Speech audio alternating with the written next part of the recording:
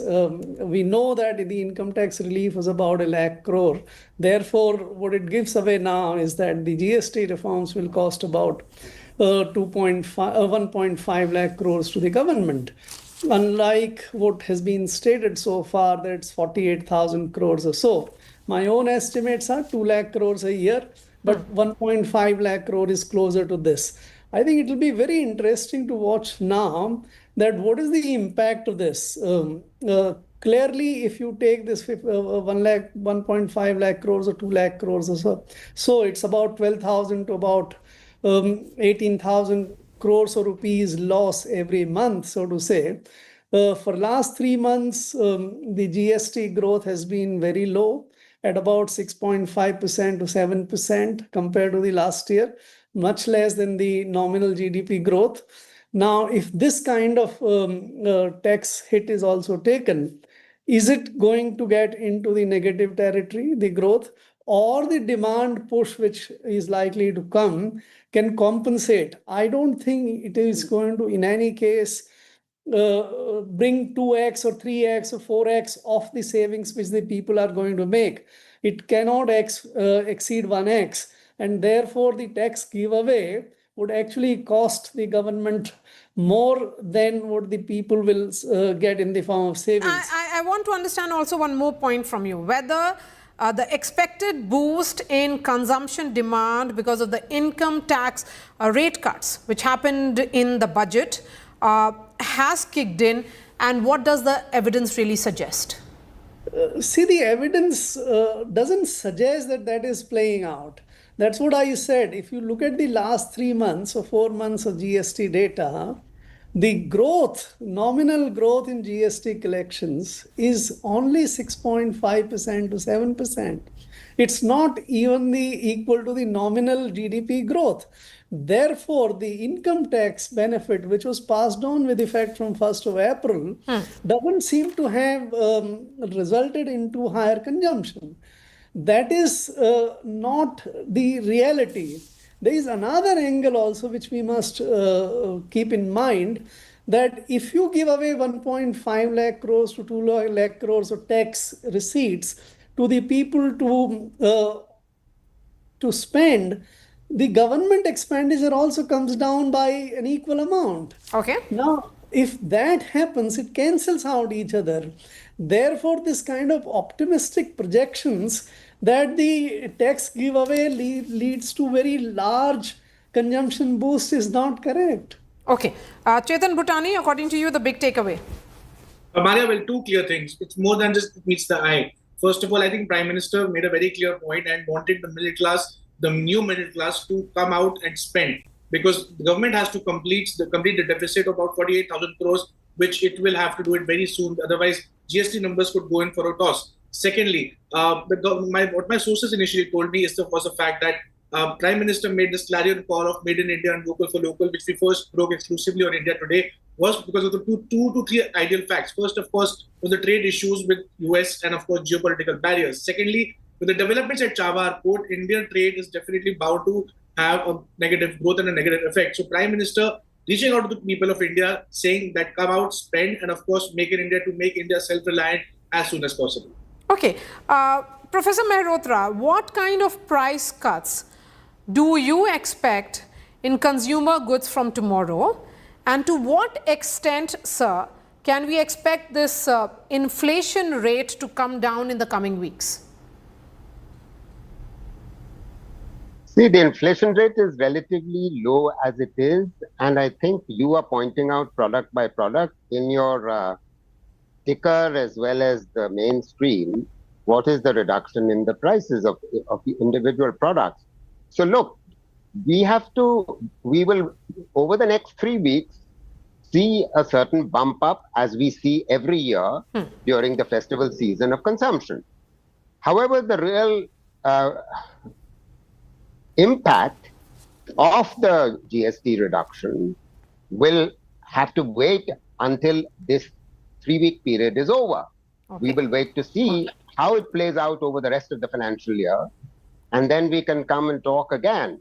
And I'm in complete agreement, and I think that's exactly what I was also hinting at with Mr. Garg, that neither he and nor I am expecting a massive jump or increase in consumption because you see, households are seriously indebted. They have taken gold loans and retail debt or retail borrowings from the banks are the biggest source of lending for Indian banks for the last, longest time. Private investment is not picking up. In other words, corporates are not borrowing in order to invest.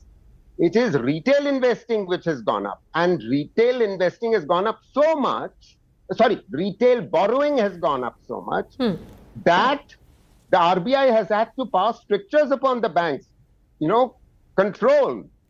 The RBI has told the banks you have to bring down the rising share of retail debt in your total debt, total extended loans, as soon as possible. You cannot continue on this path. So there's a consumption demand crisis here, which is showing up clearly in reduced household savings as a proportion of GDP, which I talked about. And the foundational reason for that is that jobs are not growing. And it's not just jobs are not growing, real wages are not growing. If real wages are not growing, jobs are not growing in the non-farm sector, while jobs are growing in the farm sector, that's no good for consumption increase. Okay. S.C. Garg, here is Professor Mehrotra talking about inflation rates which have come down. Then can we expect RBI to cut rates further, and also can we look forward to lower EMIs in the coming weeks or months? See, I think this assessment is correct that the inflation rate will further go down. It's already low. Various analysis suggests that the GST cuts touch about 25 to 30% of the goods basket. And if their cost comes down, definitely the inflation impact would be further more positive. Now, if it comes to, let us say, 2% or 2.5%, though there is a factor which we must always remember that in India, the inflation is not related to the real factors like what is the RBI rate or interest rate and all. It's more related to the weather patterns, the losses on the agricultural products, food products, and things like that. At this moment, they appear to be favorable. So I see that in a couple of months, for next couple of months, the inflation should be quite subdued. This gives a perfect reason for the RBI to cut their interest rate further. I think they are still very high in the economy. There is no need for that. But there is a problem which the RBI has. If you cut the interest rate down, it impacts the incomes of the banks. It also impacts the financial sector stability, in the sense that today about 60 to 70% of the interest rate on housing loans and others are linked to the repo rate. If they reduce the rate, they have to reduce the interest rate, the charge from the people as well. Their incomes go down. So all these factors go into it. To my mind, there is a full justification for doing it. But I don't think RBI is ready to reduce it further at this moment. Fine enough. Thank you for joining us as well on this broadcast. And he said that when India was at the peak of its prosperity, MSMEs were its foundation. We need to re-achieve that. He also spoke about Swadeshi and said that it will increase the prosperity. Santosh Mehrotra, according to you, why was this address of the nation critical at this point? Prime Minister says that this is about some kind of utsav which is going to begin. He has called it GST Bachat Utsav. Well, I don't know whether it was critical. The point is he was simply reminding us that tomorrow it goes into effect. So he's just reminding us that a reform of a tax which was introduced 8 years ago, which subsumed within it 17 different taxes of the center and the states, is finally being rationalized, because countries which have a GST none of them, practically none of them have the kind of rate system that we've had. It's not just that we had 5 rates, we had actually 45 rates given all the various exemptions. And I think there is plenty of evidence about that. So yes, it is a matter of celebration that finally good sense has prevailed within the government. Okay. S.C. Garg also joins us. He is former Economic Affairs Secretary.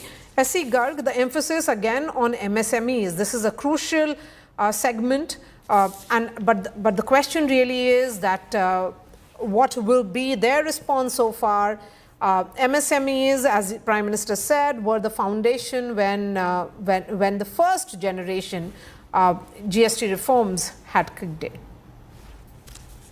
See, the first generation reforms in 2017, when the GST was introduced, a lot of informal sector enterprises, the MSMEs were actually in the informal and organized sector. They were outside the tax net, most of them. And for them, this was a major change. Some of them, or quite few of them, about 30, 40 lakhs of them, came into the formal GST network. It was a very difficult experience for them initially because their model of working earlier was some kind of tax arbitrage, very informal, not maintaining the record kind of things which the GST system required. So it was tough for them. There was a lot of opposition. It has now settled down more or less. In this round of reform, to my mind, except the fact that the rates for their products have been brought down to mostly from 12% to 5%. Not many of them are in 18% slab, or earlier were in 28% slab. For them, this allows their products to be sort of priced somewhat cheaper, but not much, because they won't have many of the input taxes credits as well, because in 5% tax bracket, hardly any of the products have input credits. So how much it will benefit the MSMEs, I think is for us to watch. We'll have to wait for seeing that happen. I think it's not a very unblemished or unstinted kind of support or package for the MSMEs. Okay, and he clubbed the direct tax reform which came in 6 months ago, and indirect, which is coming in the form of GST. Mr. Mehrotra, how do you look at that clubbing where he says that this is some kind of a double bonanza which has come in for the middle class? Look, the point, I don't know about double bonanza. Let's just focus on the main dimensions of this reform. The main dimensions of the reform are, as Mr. Garg just now pointed out, is that the vast majority of products, excepting a few, are now within the 5 and 18% rates. Yes. Earlier, there were a multiplicity of rates, as I was saying in my previous intervention, a total of 45 rates, and formerly 5 rates. So now we have mainly 2 plus the high rate on so-called syntaxes and some others. So that's what it is. Now, of course, it is true that the government is going to take a loss in this. A total the government says of 48,000 crores. It may well be more than that over the course of the full financial year. We shall wait to see. And we shall also wait to see whether demand picks up such that it actually offsets the decrease in government revenues.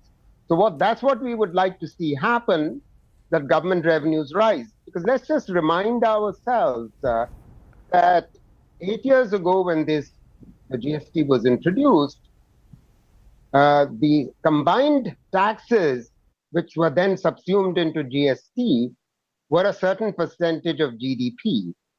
Now, after that, they actually fell as a proportion of GDP. In other words, their contribution as a proportion to GDP, they fell, and they've only last year returned to the level that prevailed in 2016, the year prior to the introduction of the GST. So, I mean, the revenue collection record on this has also not been great, which is partly not so surprising given that the economy actually took a nosedive. It slowed every quarter from 2017 onwards, all the way till the beginning of the COVID lockdown, and in the COVID lockdown, the economy went into contraction. So MSMEs suffered very, very severely, very severely. Yes. And they've only just, the MSMEs have now returned to the number, slightly more than the number that prevailed in 2015-16. Government's own data shows this, the annual survey of enterprises in the unorganized sector, and I've done a detailed analysis of that. So it's good news that at least the number of enterprises has returned to that level. But the point is, it's 8 years lost in terms of all those MSMEs which suffered over that period when joblessness increased, which is the reason why consumption levels have been systematically low. And that's why household savings are low. Household savings are at their lowest level in about 8 years. Yes. The other two components of savings, government savings and corporate savings, are doing well, while household savings are not doing so well. Okay. Chetan has also joined us, but before I bring in Chetan, S.E. Garg, how significant is the number which has been quoted by the Prime Minister of expected savings of 2.5 lakh crore from the income tax exemption limit raise, and of course about with regards to the GST reforms for average Indian taxpayers and the MSMEs? I think this is very important. In this entire address, the one thing which I found to be closer to reality was this mention by the Prime Minister that the total sort of pass on or the savings of the people in the form of the income tax relief, which was granted in the budget, and now the GST is about 2.5 lakh crore. That's right. We know that the income tax relief was about 1 lakh crore. Therefore, what it gives away now is that the GST reforms will cost about 1.5 lakh crores to the government. Unlike what has been stated so far, that's 48,000 crores or so. My own estimates are 2 lakh crores a year, but 1.5 lakh crore is closer to this. I think it will be very interesting to watch now that what is the impact of this. Clearly, if you take this 1.5 lakh crores or 2 lakh crores or so it's about 12,000 to about 18,000 crores of rupees loss every month, so to say. For last 3 months, the GST growth has been very low at about 6.5% to 7% compared to the last year, much less than the nominal GDP growth. Now, if this kind of tax hit is also taken, is it going to get into the negative territory, the growth, or the demand push which is likely to come can compensate? I don't think it is going to, in any case, bring 2x or 3x or 4x of the savings which the people are going to make. It cannot exceed 1x, and therefore the tax giveaway would actually cost the government more than what the people will get in the form of savings. I want to understand also one more point from you, whether the expected boost in consumption demand because of the income tax rate cuts, which happened in the budget, has kicked in, and what does the evidence really suggest? See, the evidence doesn't suggest that that is playing out. That's what I said. If you look at the last 3 months or 4 months of GST data, the growth, nominal growth in GST collections is only 6.5% to 7%. It's not evenly equal to the nominal GDP growth. Therefore, the income tax benefit, which was passed on with effect from 1st of April, doesn't seem to have resulted into higher consumption. That is not the reality. There is another angle also which we must keep in mind, that if you give away 1.5 lakh crores to 2 lakh crores of tax receipts to the people to to spend, the government expenditure also comes down by an equal amount. Okay. Now, if that happens, it cancels out each other. Therefore, this kind of optimistic projections that the tax giveaway leads to very large consumption boost is not correct. Okay. Chetan Bhutani, according to you, the big takeaway. Maria, well, two clear things. It's more than just it meets the eye. First of all, I think Prime Minister made a very clear point and wanted the middle class, the new middle class, to come out and spend, because the government has to complete the deficit of about 48,000 crores, which it will have to do it very soon. Otherwise, GST numbers could go in for a toss. Secondly, what my sources initially told me was the fact that Prime Minister made this clarion call of Made in India and Local for Local, which we first broke exclusively on India Today, was because of the two to three ideal facts. First, of course, was the trade issues with US and, of course, geopolitical barriers. Secondly, with the developments at Chabahar Port, Indian trade is definitely bound to have a negative growth and a negative effect. So Prime Minister reaching out to the people of India, saying that come out, spend, and of course, make in India to make India self-reliant as soon as possible. Okay. Professor Mehrotra, what kind of price cuts do you expect in consumer goods from tomorrow? And to what extent, sir, can we expect this inflation rate to come down in the coming weeks? See, the inflation rate is relatively low as it is, and I think you are pointing out product by product in your ticker as well as the mainstream, what is the reduction in the prices of the individual products.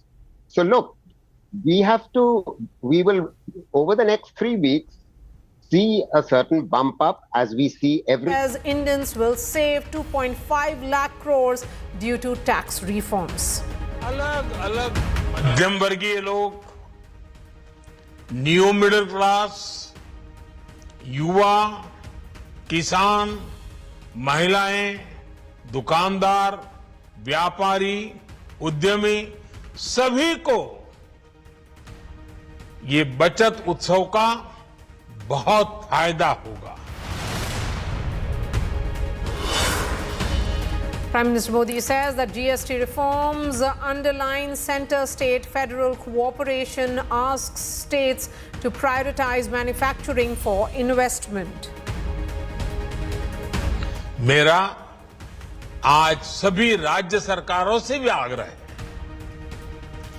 आत्मनिर्भर भारत के इस अभियान के साथ, स्वदेशी के इस अभियान के साथ अपने राज्यों में मैन्युफैक्चरिंग को गति दें.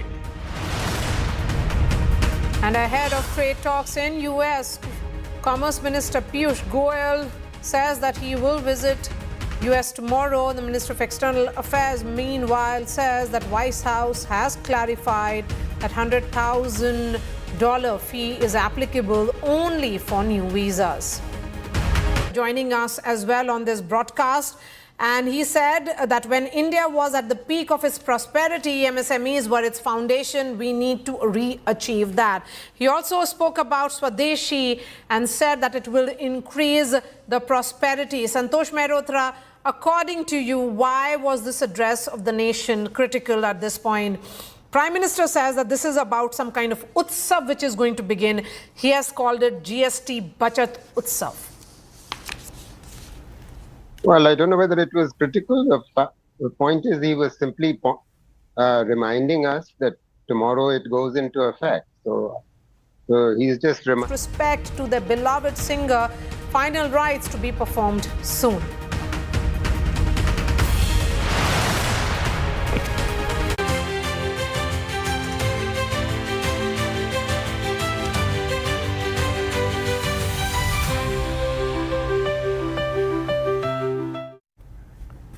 On the eve of Navratri, Prime Minister Modi has addressed the nation and has highlighted the transformative power of GST 2.0. He has emphasized how it will be revolutionizing India's economy, and he has referred to the new reforms as Grand Bachat Utsav, a celebration of savings that will benefit the growing new middle class. Prime Minister also said that with GST 2.0, the vision of one nation, one tax has been realized, and his government has also simplified a once complicated tax system. The reforms, along with tax cuts, are designed to boost the well-being of every citizen with a focus on fostering a society where motto will be Nagrik Devo Bhava. That's what the Prime Minister said. He highlighted the public good. The Prime Minister also noted that GST reforms would help citizens save an estimated 2.5 lakh crore, further accelerating India's growth story.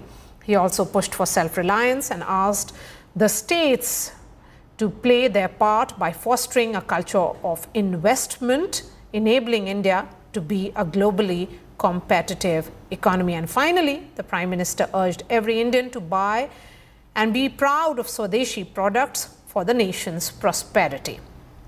Let's first listen in to what the Prime Minister said, and then I bring in the guests.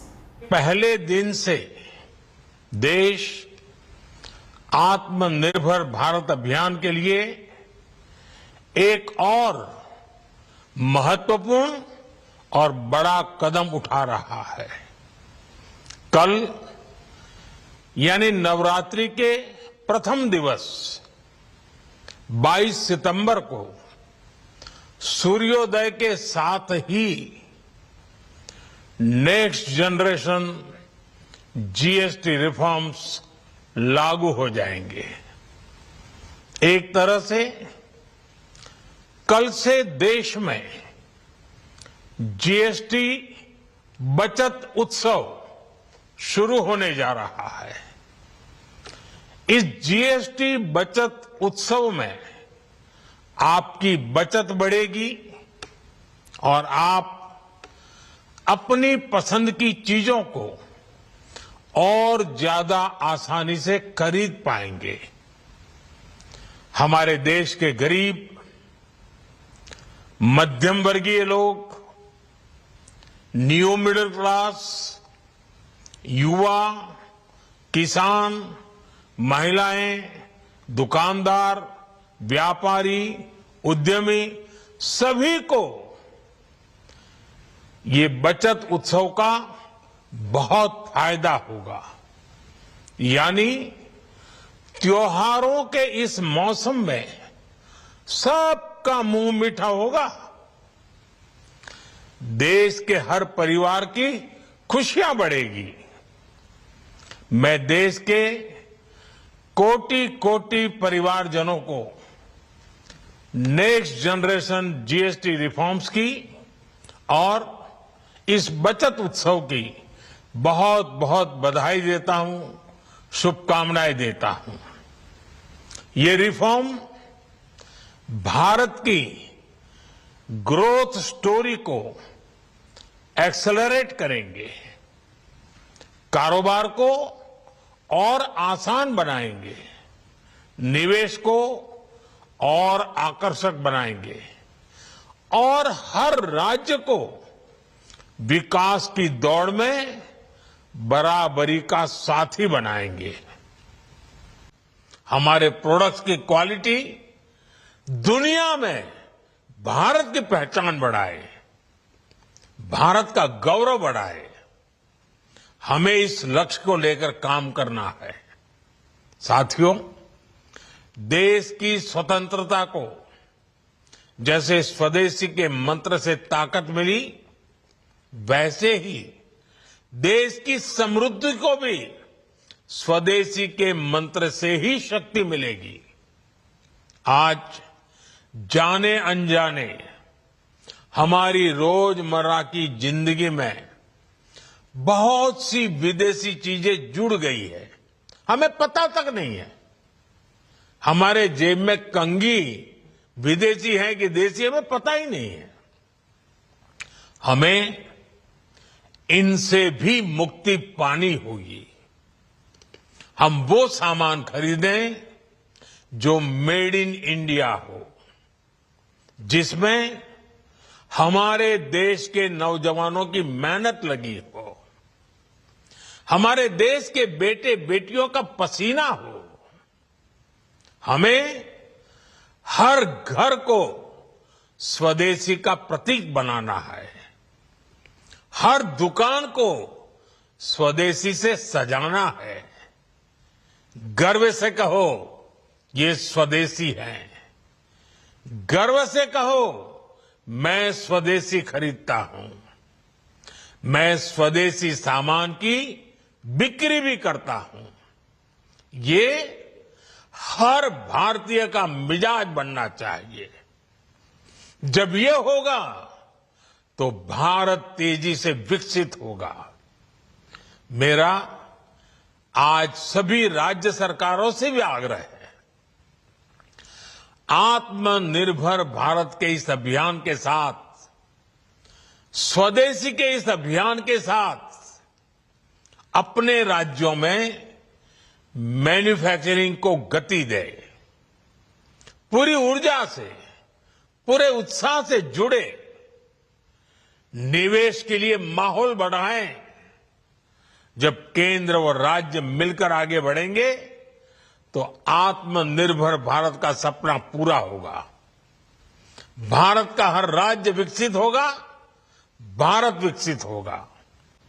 साथियों, विकसित भारत के लक्ष्य तक पहुंचने के लिए हमें आत्मनिर्भरता के रास्ते पर चलना ही होगा और भारत को आत्मनिर्भर बनाने का बहुत बड़ा दायित्व हमारे एमएसएमईज यानी हमारे लघु, मध्यम और कुटीर उद्योगों पर भी है, जो देश के लोगों की जरूरत का है, जो हम देश में ही बना सकते हैं, वो हमें देश में ही बनाना चाहिए। And joining me now is Chetan Bhutani. Chetan, I'm looking at the key aspect of the focus on MSMEs. The Prime Minister says that the MSMEs are engines of growth under Atmanirbhar Bharat and Swadeshi. So the question is, what challenges do these MSMEs face in leveraging these reforms for sustainable growth? Well, Prime Minister very categorically pointing out the importance of MSMEs and SMEs, and also pointing out the need for MSMEs to now start to gain traction because the government has reduced taxes. Talking about the points of, the issues and difficulties that they face, first of all, the big difficulty is, of course, the credit growth. MSMEs really face problems for lending from banks, and they have to do multiple rounds for background check and fact checking by the time they get their loan funding. Why is MSME so important, Maria? We have to remember that over 6 crore MSMEs operate across India, present in rural, semi-urban and urban areas, giving them a national-wide presence. It's one of the second largest job generator in India, second only to agriculture, which is very crucial for skilled, semi-skilled and unskilled workers as well. Talking about the contribution of GDP to from the MSMEs, it's accounting for nearly 30% of the GDP, significant driver of growth in services and manufacturing sector as well. Contributing to the exports also, nearly 45 to 48% of India's exports are done by the MSMEs, Indian MSMEs, which includes textiles, handicrafts, engineering goods, auto components, gems and jewelry, and other sectors as well. Also, Maria, very important, Prime Minister has been talking about women empowerment and women's participation in MSMEs. Many MSMEs, in fact, are women-oriented, who are led by women, to, of course, drive the engine growth of the country as well.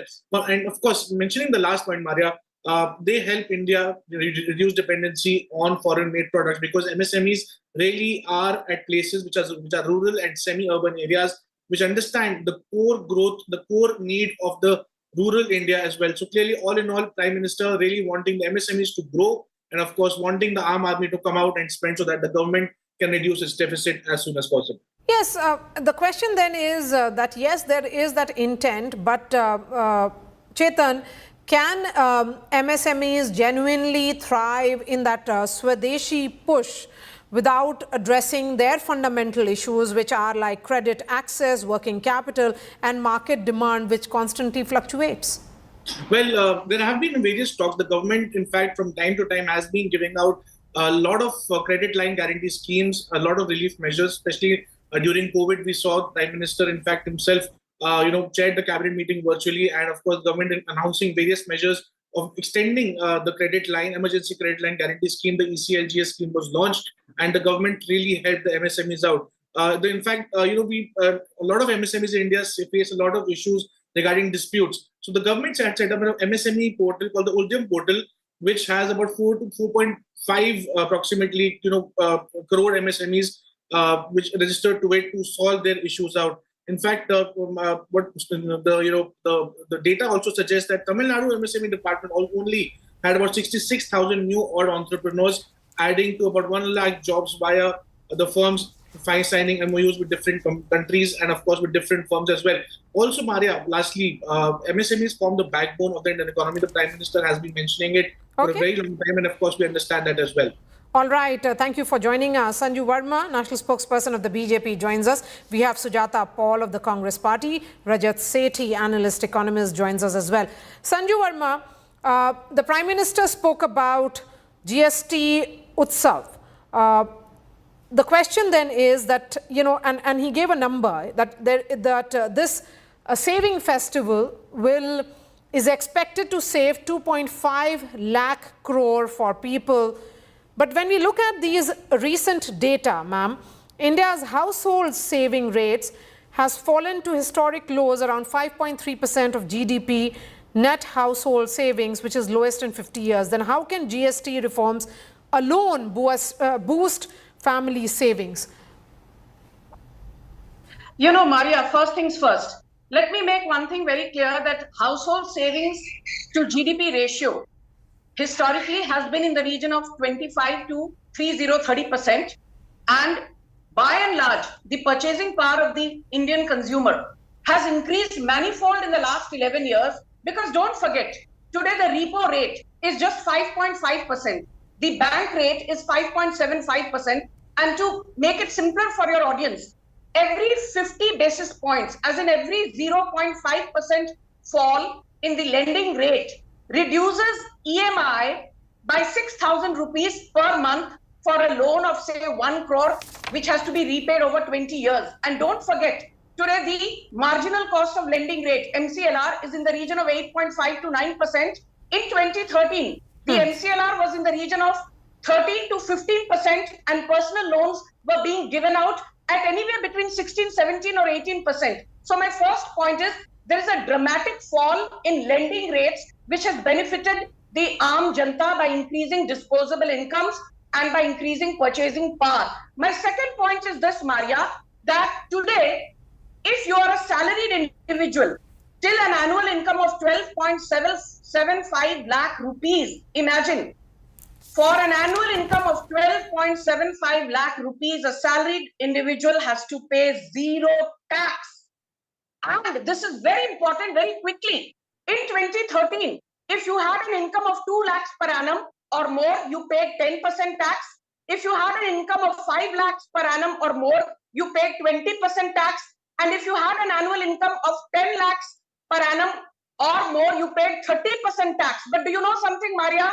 Today, the 30% income tax rate gets triggered only if you have an annual income of 24 lakhs or more. Today, the 10% tax rate gets triggered only if you have an annual income of 8 lakhs or more, and if you're not availing of any other exemption benefits. Today, the 20% income tax rate gets triggered only if you have an annual income of 16 lakh rupees per annum or more, and you're not availing of any exemption benefits.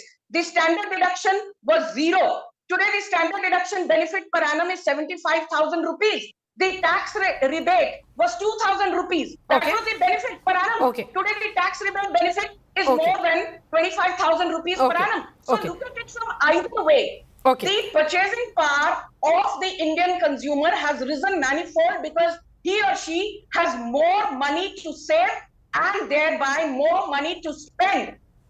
Okay. Before I bring in Sujata Paul and other panelists, let me go straight to our consulting editor, Rajdeep Sardesai, who joins us. Rajdeep, what according to you is the big takeaway of this address to the nation? Maria, one of the things that I've always noticed about Prime Minister, first of all, Shubha Mahalaya and Happy Navratras, which begin tomorrow. One of the things that I've noticed, Maria, about Prime Minister Narendra Modi, when he does this speech, when he does these speeches, he almost always gets his messaging right. And in a sense, you could argue that today was no different. Sabka muh meetha hoga. what is a better way to start this festive season than hearing the Prime Minister say that Sabka Muh Meetha Hoga, GST Budget Utsav shuru hoga kal se. And importantly, mention the neo-middle class, this aspirational neo-middle class, a term that Mr. Modi first used ahead of the 2012 Gujarat election. That's the target audience, that you reach out to this neo-middle class in the hope that this neo-middle class will start a virtuous cycle of savings, consumption, and will lead eventually to a rise in domestic demand, which will then lead to greater investment. Now, that hasn't necessarily happened in recent times, perhaps because these have been difficult times in the last 5 years. But the hope is that we are now truly in a post-COVID economy, and therefore this Diwali you will see a consumption boom, and that will in a way trigger some of the animal spirits of the economy. Now, all of this sounds very nice. The challenge, of course, is for the Prime Minister's fine words to be translated into action on the ground. If you recall 2017 GST 1.0, the Prime Minister had said freedom at midnight from tax terrorism. Now, you can ask any small and big businessman, they will tell you that we've had a GST inspector Raj in certain parts of the country, indeed across the country in recent times. So that tax terrorism did not go, partly, of course, because all of the complicated structures within the GST. Now we have a much more simplified GST, and the hope, therefore, will be that some of the benefits of that will be transferred by business groups, by small retailers, large retailers, eventually to the consumer. Will that happen? Will the bureaucracy, for example, take a back seat? Will it really become an ease of doing business? You see, GST reforms on its own, Maria, are not enough to ensure that sabka muh meetha hoga. You will need to actually bring in far more radical changes, in my view, and not just incremental reforms. But good luck. And I think the Prime Minister is hoping that it's a punt he's made in the hope that the GST reforms will trigger this virtuous cycle. Just one more point. We saw the Prime Minister attempt to do this by giving corporates a tax break a few years ago, but it didn't translate into investments by those very corporates, which should have used the windfall benefits they got to actually increase their domestic investment. So fingers crossed, toes crossed, we can only hope कि वाकई सबका मुंह मीठा होगा. I hope my friend Sanju Verma's muh meetha hoga. I hope Sujata Paul's muh meetha hoga. I hope all Indian citizens, all, I repeat, all Indian citizens ka muh meetha hoga. Fine words by the Prime Minister, very good messaging, but the reality on the ground is these questions will have to be asked to MSMEs and the smaller groups who have struggled in recent times, and no one can deny that. Not even Sanju Verma will deny that MSMEs have had a difficult time. I hope there will be sabka muh meetha hoga. That's a nice way to start the festive season. One moment, ma'am. I have another question for Rajdeep. And Rajdeep, Prime Minister says that this is some kind of double bonanza. First, the direct tax, which came in with, a few months ago, and now indirect tax with the GST reforms kicking in. Would you say that, there are great expectations that overall, through these tax exemptions, 2.5 lakh crore savings would be there? But is there a gap between government's GST reform expectations and the broader economic realities? No, let's be fair. The government, I think, has done wonderfully well, both with its direct tax reforms and by bringing in a simplified GST. We can argue politically whether this should have happened a few years earlier, whether it's come in too late. Forget all that. But I think the point you used the word, Maria, expectations. There are naturally high expectations when the Prime Minister of the country addresses the nation and says, "Sabka muh meetha hoga." So the hope is that some of these smaller retailer groups particularly will transfer the benefits they get to the consumer, that those who've been the beneficiaries of these direct tax exemptions will have more money in their pocket and will therefore go into the market and consume more. All of these are hopes at the moment. Umeed pe duniya kayam hai. I think the Prime Minister is once again doing what he does very well. He's a feel-good guru. He triggers a sense of hope and expectations and tries to tap into this aspirational class. It's been his core constituency, which has served him well for the last decade. And I remain hopeful that what the government has done in the law with direct and indirect taxes will actually now translate into creating this virtuous cycle of savings, consumption, and then investment. Okay, Rajdeep, really appreciate your time. Thank you so much. Sanju Verma, the point here is, Rajdeep says that sabka muh meetha hoga. It applies to everyone, from Sujata Paul to DMK to everyone. So certainly, the Prime Minister has set very high expectations to everyone, saying that please go out, spend, because you are also saving money. Maria, I just want to say that I fail to understand why Rajdeep is always on the wrong side of the fence. This is not just about a feel-good factor, Maria. I can tell you as an economist, if the Prime Minister is saying that the GST cuts and the income tax related benefits that were announced a couple of months back, if you pool all this together, the savings will be anywhere to the tune of 2.5 to 3 lakh crore. Now, let me, take 2.5 lakh crore as the benchmark.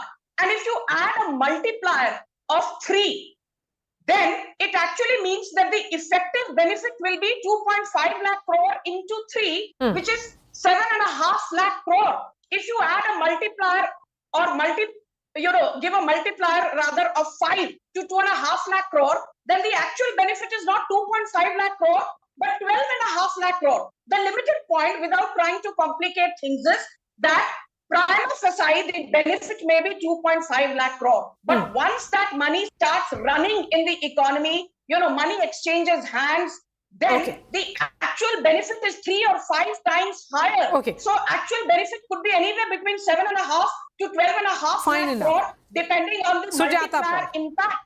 Sujata Paul. Yes.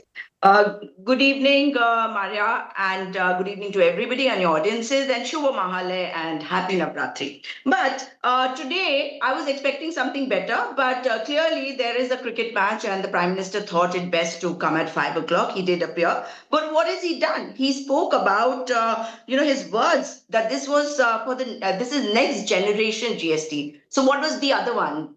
Your GST 1.0. Was it for the previous generation? Was he trying to say that Indian economy had to be pushed into a ditch, into a gutter, where the poor people have been asking for rebate? And listen, please don't interrupt. I didn't see your mind. We are the world's 4th largest economy. Our GDP growth last quarter was 7.8%. Sujata Paul was patiently listening to your points. Let's extend that courtesy. Let's extend that courtesy. Okay, Sujata Paul, finish your point, please. Yes. I'm coming to you, Sanju Verma. Let her finish her point. After looting our pockets for the last 8 years, if the Prime Minister has appeared today and he is literally appealing to people to come out and spend, it means that he knows that people are not spending and there is no money in the market and our economy is facing stagnation. That is point number 1. That is the reason why he's come out and said it. Now, I'm very happy to hear the Prime Minister use the words made in India, not make in India. Maybe it was a slip of the tongue, but clearly what he's trying to do is he is trying to distract us from the real issues of vote chori, which Rahul Gandhi has raised, the issues that the country is asking of Donald Trump's 1 lakh USD. You're not able to control her. I didn't speak at all when she was speaking. She was not. Brass is out on bail. Listen, you will please get her to be quiet, Maria, otherwise I will not let her speak after this. 1 lakh USD on phase 1B visa holders. I was expecting the Prime Minister to talk about that also. And Salim Dharan as well on the broadcast. Sajjan joins us as well. Rajat Sethi, there are some concerns with regards to the economy, particularly about the failing household savings and the rising liabilities, because of course that is bound to affect how the government is hoping that this will lead to that kind of saving. Could this then, because the Prime Minister's emphasis is on the new middle class, a phrase that Rajdeep was saying that Prime Minister had first used about the aspirational India. There's a lot of emphasis on this because the aspirational India is the driving force of India today, the new India that we are looking at? Right. I think Prime Minister's message is not just for the upper middle class, but also, this new middle class, which has made the transition from, and that quantum is 25 crore individuals have made the transition from being below the poverty line towards entering into the middle class regime. And that's where he wants to ensure that this class can move from two-wheelers to four-wheelers. The aspirations can be met. They can afford better services for their children and their family members, so that this collective pent-up demand can get some kind of an acceleration. Combined with the income tax relief that was given earlier and this consumption tax, the GST tax relief that has come now, I don't see any other financial year in my memory which has where collectively more than 2.5 lakh crore of direct consumption benefit has been given to consumers. Totally unprecedented, and it will have cascading impact. We will also see, the kind of multiplier that you will see with greater consumption, greater money in the hands of consumers being profound. And it will not just be limited to this year. We will see this having a cascading effect over the several years to come. Okay. Salim Dharnidharan, the role of states becomes important. Prime Minister has appealed to states, and you have a government in Tamil Nadu. Maria, you're not allowing me to speak. Why? Ma'am, I'm coming to you. Let me bring in Salim Dharnidharan. Yes. See, firstly, I listen to everyone patiently. See, I think any move to increase demand in the economy is welcome. So that way it's welcome. But will it be sufficient is the question. For the last 11 years, we in the opposition, as well as leading economists, including Abhijit Banerjee, has been saying we have to put money in hands of the poor because the multiplier is higher. Even when Prime Minister came and said freebies are remedies, what did we say? We said, no, when you give 1,000 rupees to one folks, the effect on the economy is not just 12,000 crores, but 36,000 crores will be the additional income into the economy because of the multiplier effect. This is what we've been saying. But the point is, the first thing the government should have done is to reduce the fuel prices. Why was the fuel taxes increased by about 700% to help the corporates? So if that was done, Indians, right, on an average, spend 22% of the income on fuel and gas cylinders. If that tax has been reduced, immediately there have been more money in hands of the poor, and actual loss to the exchequer would have been lower. The Prime Minister is not willing to do it because that will go against his corporate friends. That is the only reason. And again, second most important question is, when textile sector is struggling, why do you have 18% tax for any merchandise above 2,500 rupees? Doesn't make it clear. And third most important point is, you are saying agricultural products taxes have been reduced, but for processed agricultural goods, you are again having a GST of 18%. And the biggest problem in agriculture sector today is that 40% of the agricultural produce gets wasted. So we have to promote food processing. Since you have made your point, I'm going to combine Sujata Paul also, and then I'm going to come to you, Sanju Verma. Sujata Paul, please make your point, and then I'll get a rebuttal from Sanju Verma. Yes. So the fact of the matter is, after looting our pockets for the last 8 years, if the Prime Minister says this is GST generation next, clearly means that he knew what he was doing and he was out to ensure that people were in dire straits. But he knows that today he needs a weapon of mass distortion, mass destruction. And that is why he has come to address the nation on this particular issue. The main issues are, as far as MSME is concerned, is it not, I think one of the experts said also that it is the main employment generator, and not enough has been said about them. There are various sectoral issues also which need to be addressed because Prime Minister spoke about MSMEs, ma'am. In fact, he said that there is a special request to MSMEs. No, he requested MSMEs. Give me uninterrupted time. You ask me your questions later because I can't have this lady also interrupting and you also. So the fact of the matter is that as far as the sectoral issues are concerned, that has not been addressed. The states which have been asking for, when you talk about various issues of the state level GST, they should be allowed to introduce state level GSTs, which is not being allowed. It is also important that today when we are talking about GST changes, should we not talk about all the various sectors like textile, agriculture, etc., where people have been really hit by... Okay. She does not know anything. Okay, I will just make one point, Sujata Paul, before I bring in, yes, and that needs some before I bring in Sanju Verma. Sanju Verma, to quote unquote Maria, can the I Prime please- Minister, he said, I have huge expectations from MSMEs. When India was at the peak of its prosperity, MSMEs were its foundation. We need to re-achieve that. Those were his words. But go ahead, Sanju Verma, respond. But you know, when Maria, you talk Maria, about very Yes. quickly. Yes. Maria, now I heard this woman. Yes, She knows yes, nothing you have about heard. economic Yes, Sanju analysis. Verma now, please. of Sanju Indian Verma. state supply. Thank you. Yes, And Sanju he- Verma. This is not done. Yes, Sanju Verma, Fine, let her please. shout. You Yes. are not going to interrupt Can us. I please come Okay, in, Sujata, Maria? let her You speak, get please. interrupted. And Sujata, as please far let as her we are speak. concerned, Yes. we in Sanju our Verma. This woman is brain Sanju dead. Verma. She does not even Sanju know the spelling Verma. of economy. Okay, Shut let's up. have Sanju Verma. No, I please refuse to no. debate like this. You No, can have her. I refuse let's to maintain debate. the decorum, ma'am. Let's maintain the decorum. No use of such words. But yes, Sanju Verma, please come and speak. And we also have Sajjan Kumar joining us on this broadcast. Yes, Sanju Verma. No, Maria, if you really want, at least give me 30 seconds. I'm without giving having you this- all your This time. versus this window. Go ahead. You know, you get two people on the window and then the other person starts heckling. That's unfair because this is a serious debate. Yes, go ahead. Let me very quickly, no, very pointedly, very quickly, Maria, without being verbose. GDP growth last quarter 7.8%, inflation rate only 2%, food inflation minus 0.69%, services PMI the highest in 20 years at 62.9, construction growth 7.7%, manufacturing growth 7.6%, a sovereign rating upgrade of India after 18 years by S&P, which has never happened, 17.9 crore, rather 18 crore jobs created in the last 11 years, 25 crore people uplifted from poverty. The NPA rate of banks, which was 8% plus during Congress, has fallen to 2.1% and net NPS at less than 0.5%.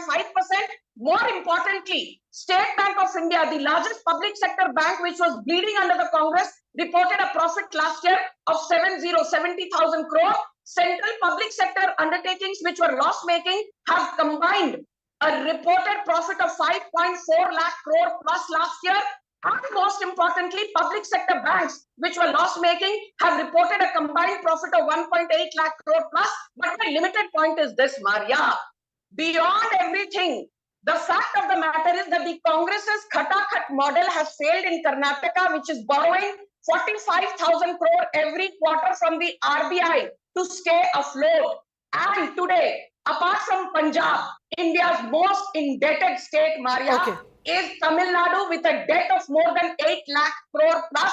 Tamil Nadu is borrowing 60. Okay, I have just enough 60,000 time for crores the from final RBI comments from Mr. Dharni every Dharan. quarter. Dharni Dharan, quickly respond, and then I wrap up this discussion. Hey, firstly Oh, in and fact, I can foremost, see most Sajjan. economists- I can No, no, see most Sajjan as well. economists- Okay, finish your point. Most economists say that we should move away from GDP because GDP belies a lot of truths about health of the economy. Having India's rural consumption has been the lowest in the last 10 years, last 20 years. India's urban consumption has been lowest in the last 20 years. India's household savings has reduced in the last 20 years like never before, simply because inequality has increased because of governmental policies. That is the most important point. Again, when it comes to debt to GDP, after my government has come to pass, debt to GDP of Tamil Nadu has reduced from 28% to 26%. And Tamil Nadu is the fastest growing state in India with 11.2% growth as per the union government data. Okay. This is the most important point we have to note. Let me bring in Sajjan Kumar now, and he'll get the last word on the show. Sajjan, in terms of the messaging, do you think the Prime Minister got the messaging right, given how he also emphasizes on the communication and the communication which is happening on the eve of the new generation GST reforms?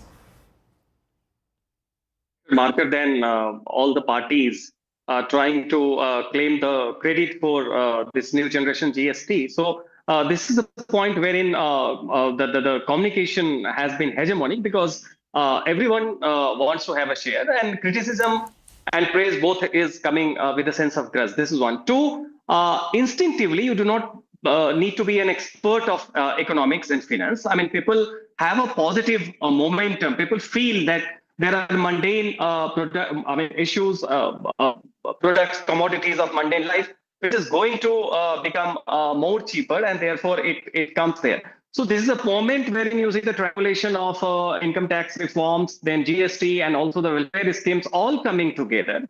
And thereby this packaging is certainly has percolated to the ground. And when you see that opposition parties are trying to take the credit that we all also have kind of contributed to it. And also Prime Minister in his speech gave credit to the state and the center. So that it's a communication which is reaching out to the ground, to the hill. And it's very difficult to counter it with a sense of conviction, because what you want a share in the credit, not Okay, so he's ready to share the credit as well. That is the message coming in. Let me thank all the guests who are joining us right now. Sujata Paul, Sanju Verma, Rajat Sethi, Dharni Dharan and Sajjan Kumar. With that, it's a wrap. Remember, the Prime Minister...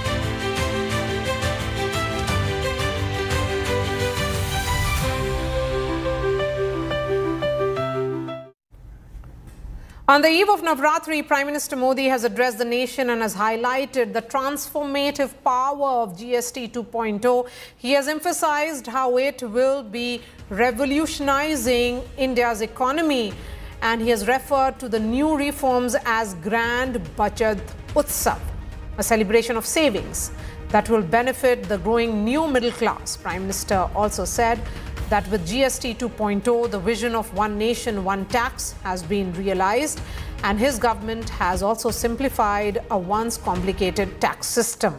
The reforms, along with tax cuts, are designed to boost the well-being of every citizen, with a focus on fostering a society where motto will be Nagrik Devo Bhava. That's what the Prime Minister said.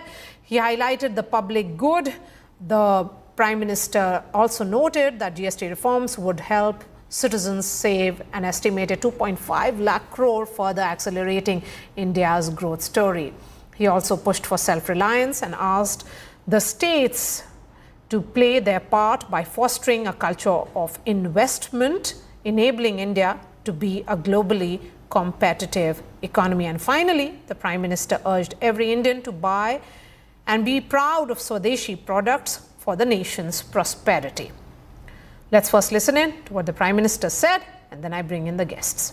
पहले दिन से देश आत्मनिर्भर भारत अभियान के लिए एक और महत्वपूर्ण और बड़ा कदम उठा रहा है। कल यानी नवरात्रि के प्रथम दिवस 22 सितंबर को सूर्योदय के साथ ही नेक्स्ट जनरेशन जीएसटी रिफॉर्म्स लागू हो जाएंगे।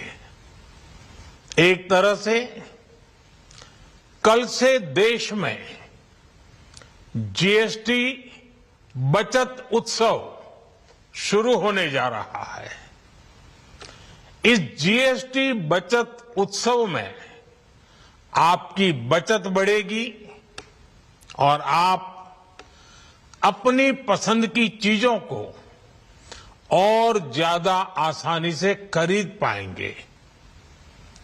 हमारे देश के गरीब, मध्यम वर्गीय लोग, न्यू मिडिल क्लास, युवा, किसान, महिलाएं, दुकानदार, व्यापारी, उद्यमी, सभी को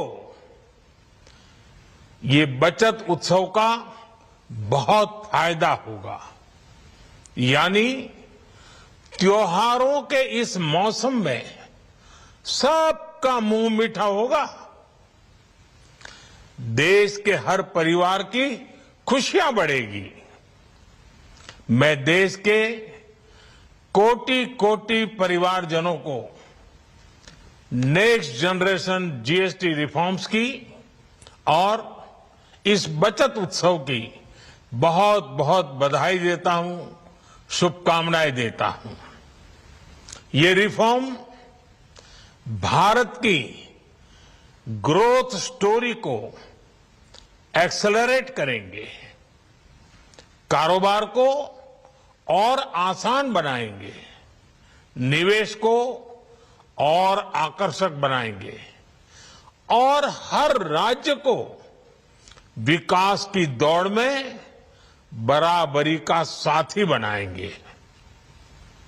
हमारे प्रोडक्ट्स की क्वालिटी दुनिया में भारत की पहचान बढ़ाए, भारत का गौरव बढ़ाए।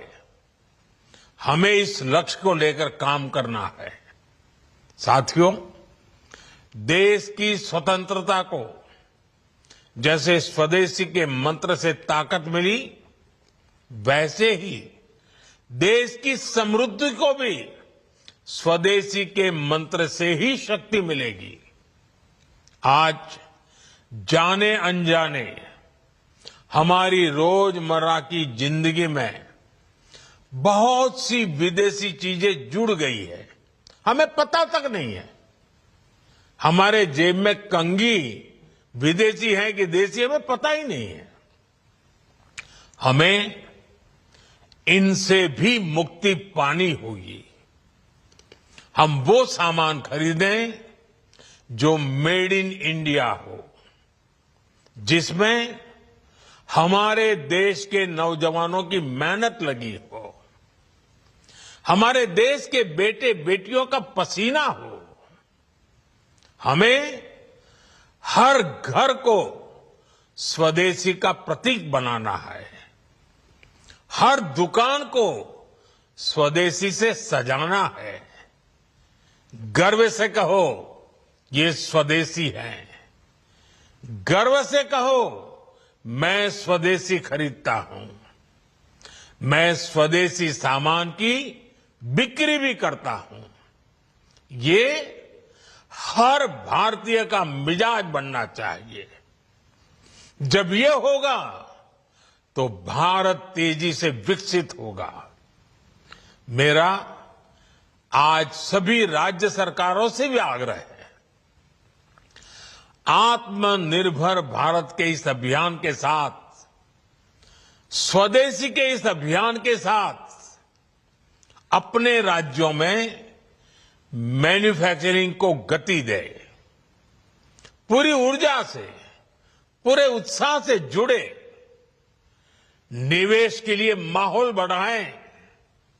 जब केंद्र और राज्य मिलकर आगे बढ़ेंगे तो आत्मनिर्भर भारत का सपना पूरा होगा। भारत का हर राज्य विकसित होगा, भारत विकसित होगा। साथियों, विकसित भारत के लक्ष्य तक पहुंचने के लिए हमें आत्मनिर्भरता के रास्ते पर चलना ही होगा और भारत को आत्मनिर्भर बनाने का बहुत बड़ा दायित्व हमारे एमएसएमईज यानी हमारे लघु, मध्यम और कुटीर उद्योगों पर भी है, जो देश के लोगों की जरूरत का है, जो हम देश में ही बना सकते हैं, वो हमें देश में ही बनाना चाहिए।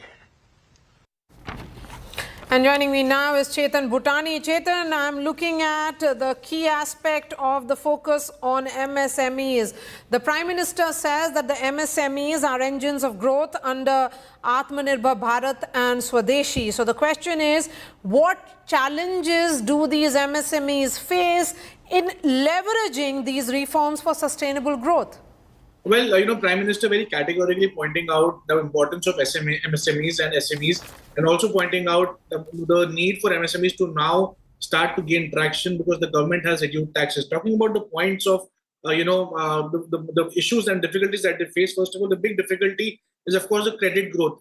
MSMEs really face problems for lending from banks, and they have to do multiple rounds for background check and fact checking by the time they get their loan funding. Why is MSME so important, Maria? We have to remember that over 6 crore MSMEs operate across India, present in rural.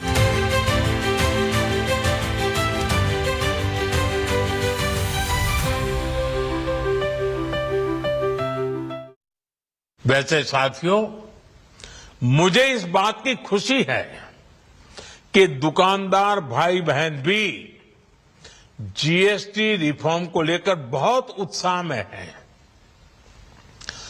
वो बहुत GST में हुई कटौती को ग्राहकों तक पहुंचाने में जुटे हुए हैं। बहुत सारी जगहों पर पहले और अब के बोर्ड लगाए जा रहे हैं। साथियों, हम नागरिक देवो भवः, नागरिक देवो भवः के जिस मंत्र के साथ आगे बढ़ रहे हैं, नेक्स्ट जनरेशन जीएसटी रिफॉर्म में